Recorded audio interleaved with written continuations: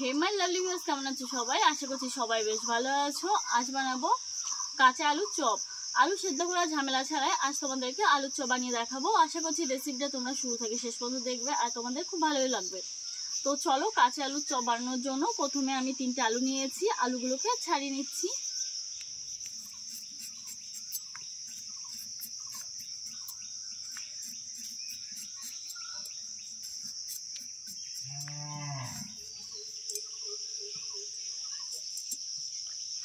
আলু ছুলে নিয়েছি, এবার একদম পাতলা পাতলা করে কেটে নেব।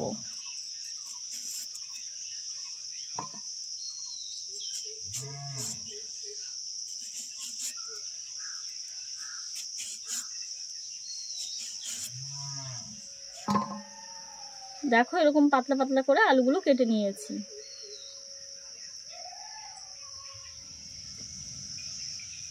আমি কাঁচা আলু চপ বানানোর জন্য চন্দ্রমুখী আলু নিয়েছি। তোমরা চাইলে যে কোনো আলু দিয়ে করতে পারো। রেসিপিটা খুবই ভালো লাগে আর খুব অল্প সময় হয়ে যায়। সেদ্ধ করার কোনো ঝামেলাই থাকে না।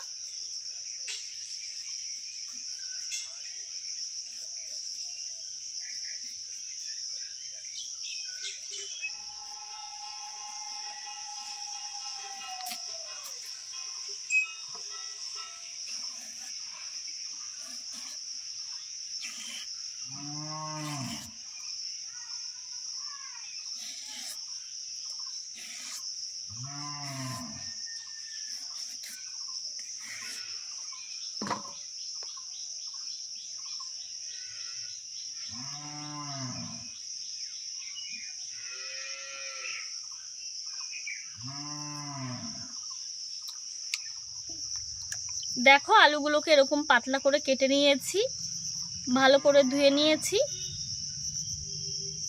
এখন একটা ঝাঁঝরি থালায় রেখে দেব।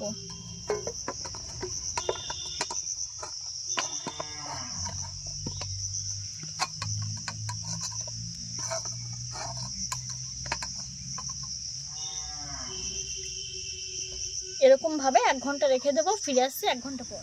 1 ঘন্টা আলুগুলোকে কেটে রেখে দিয়েছিলাম। আলুতে যে এক্সট্রা জলটা ছিল আলু ধোয়ার পর, জলটা কিন্তু আর নেই। আলুগুলো শুকিয়ে গেছে। আর তোমরা যদি সাথে সাথে রেসিপিটা করতে চাও তাহলে টিস্যু পেপার দিয়ে কিংবা শুকনো কোনো সুতির ন্যাকড়া দিয়ে ভালো করে মুছে নেবে। দেখো, কোনোরকমভাবে কোনো জল কিন্তু নেই। আর এদিকে দেখো, উনুনটা ধরিয়ে নিয়েছি। এখন একটা ঘন ব্যাটার তৈরি। ওই বাটিতে নিয়েছি বেসন আর দিয়ে দিচ্ছি থেতো করে রাখা আদা ও রসুন।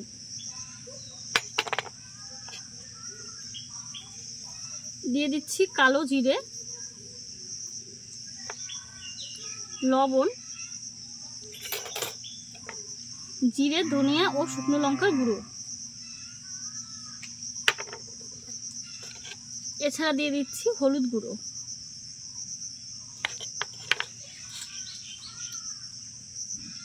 জল দিয়ে দিচ্ছি। যেহেতু আমি একটা ঘন ব্যাটার তৈরি করব, তার জন্য জলটা কিন্তু বুঝে দিতে হবে। আর একবারে দিয়ে দিলে হবে না, তাহলে পাতলা হয়ে যেতে পারে। আমি আস্তে আস্তে মেখে নেব ব্যাটারটা আর অল্প অল্প করে জল দিতে থাকবো। দেখো, 2 চামচ জল দিয়েছি। অনেকটাই কিন্তু ঘন রয়েছে, তো এতটা ঘন থাকলে হবে না, আর একটু পাতলা করে নেব।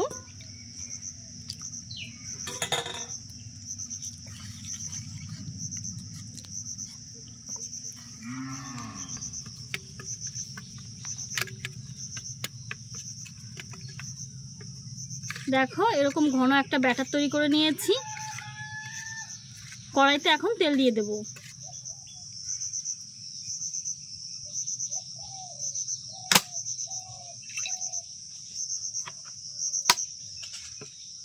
তেল গরম হতে দিয়েছিলাম, দেখলাম যে সাদা তেলটা আর ঘরে ছিল না, একটু কম হয়ে গেছে।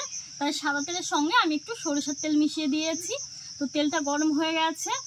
এখন এই আলুগুলোতে ব্যাটার লাগিয়ে নেব। দেখো কতটা মোটা।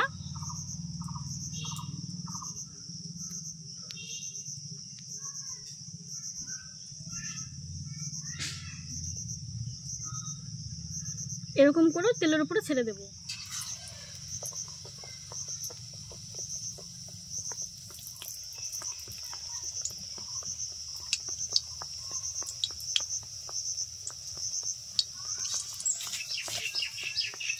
কাঁচা আলুর এই চপটা খেতে কিন্তু অসাধারণ লাগে আর খুবই অল্প সময় হয়ে যায়।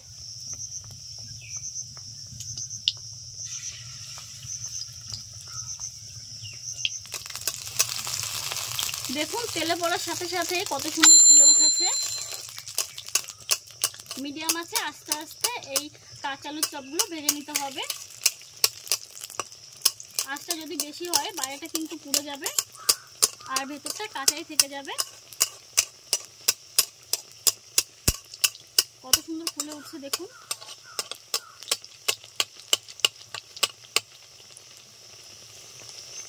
দেখুন পুরো বলের মতো ফুলে উঠেছে, কতটা সুন্দর হয়েছে।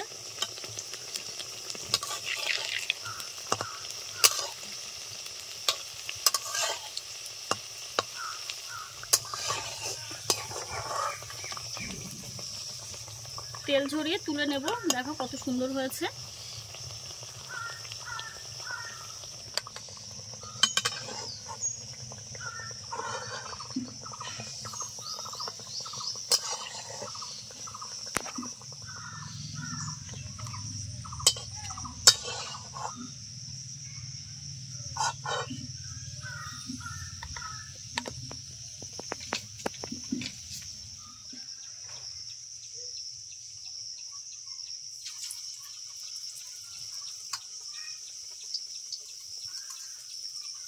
ব্যাটারটা কিন্তু ঠিক এরকমই ঘন রাখতে হবে, তা না হলে কিন্তু ফুলবে না, খুব একটা ভালোও হবে না। এগুলো ভেজে নিয়েছি, তেল ঝরিয়ে ঝরিয়ে তুলে নেব।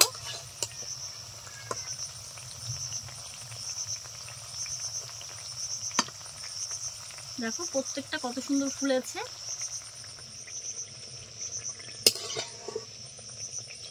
সন্ধেবেলায় চায়ের সঙ্গে এরকম কাঁচা আলুর চপ থাকলে আর কিন্তু কিছুই চাই না, অসাধারণ লাগে খেতে।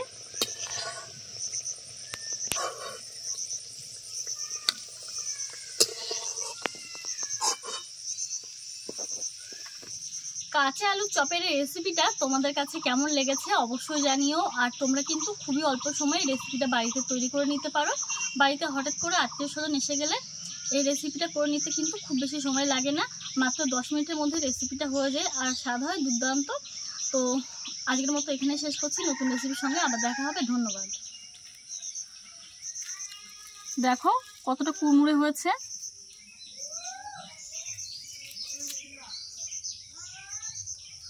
আমাদেরকে এবার খেয়ে দেখাচ্ছি যে কতটা কুড়মুড়ে হয়েছে। তোমরা নিশ্চয়ই আওয়াজটা শুনে বুঝতে পারছো যে কতটা কুড়মুড়ে হয়েছে।